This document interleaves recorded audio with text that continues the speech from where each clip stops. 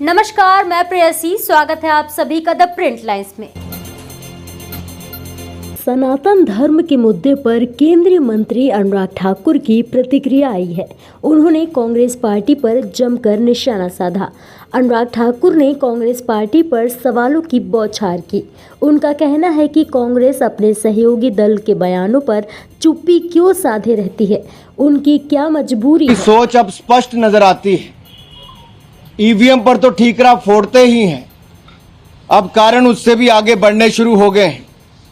भारत की संस्कृति, भारत की अस्मिता, भारत की पहचान को मिटाने का एक सुनियोजित षड्यंत्र रचा जा रहा है और ये सुनियोजित सुविचारित योजना का एक हिस्सा है।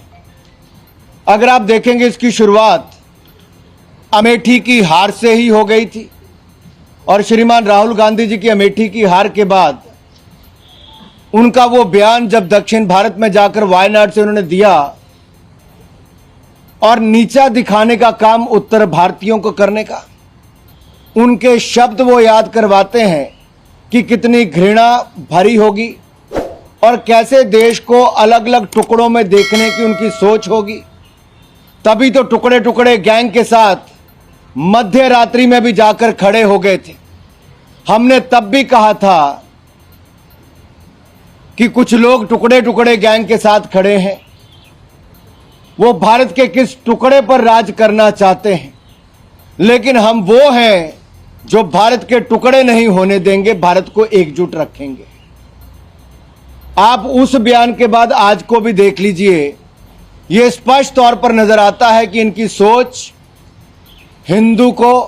हिंदी को और सनातन धर्म को नीचा दिखाने की है। कांग्रेस के नेतृत्व वाला घमंडिया गठबंधन, इसका घमंड और अहंकार पराजय के बाद भी चूर चूर नहीं हुआ, बल्कि ये उत्तर भारत को, भारतीयों को और यहां तक कि सनातन धर्म को नीचा दिखाने में कोई कसर नहीं छोड़ रहे। मेरा सवाल तो यह भी है कि आखिरकार आपकी भारत जोड़ो यात्रा में जोड़ने का काम किया गया कि इसको टुकड़ों में बांटने की सोच आपने आगे बढ़ाई है। जिस व्यक्ति को आप तेलंगाना का मुख्यमंत्री बनाने की सोचते हैं, उनका बयान कि तेलंगाना के डीएनए बिहार के डीएनए से बेहतर है, ये राहुल गांधी की मुहर इस बयान पर लगी है क्या? सोनिया गांधी जी की मुहर लगी है क्या? दूसरा, तमिलनाडु के मुख्यमंत्री का एक बार नहीं बार बार बयान आना, डीएमके के नेताओं के सनातन धर्म, हिंदुओं और हिंदी और उत्तर भारत के खिलाफ बयान आना, ये एक सोची समझी साजिश है, सुनियोजित रणनीति का हिस्सा है, जहां भारत और भारतीयों को नीचा दिखाने का कोई कसर कांग्रेस नहीं छोड़ रही। कभी ईवीएम को गाली दो, कभी इलेक्शन कमीशन को गाली दो, कभी हिंदी बोलने वालों को गाली दो। कांग्रेस उनके सहयोगी लगातार देश की आस्था और संस्कृति का अपमान करती आ रही। मेरा सवाल श्रीमान राहुल गांधी और सोनिया गांधी जी से यह है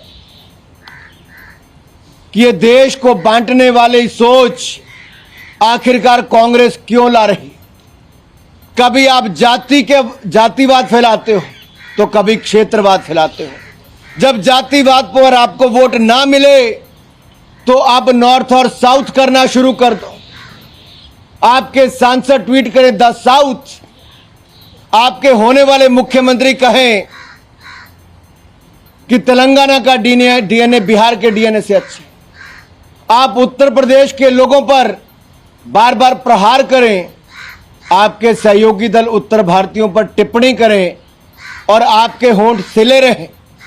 ऐसी क्या मजबूरी है जो राहुल गांधी, सोनिया गांधी जी की चुप्पी जरूरी है? क्यों नहीं बोल रहे? क्या सूंघ गया है? क्यों होंठ सिल गए हैं? क्या ये षड्यंत्र कांग्रेस के मुख्यालय पर लड़ा गया या इनकी जो गठबंधन की बैठक होनी थी इंडी अलायंस की, जो गठबंधन है, मैं उनसे पूछना चाहता हूं ये अशोभनीय अपमानजनक टिप्पणियां जो कांग्रेस के सहयोगी दल कर रहे हैं उस पर पूरी कांग्रेस पार्टी चुप क्यों है?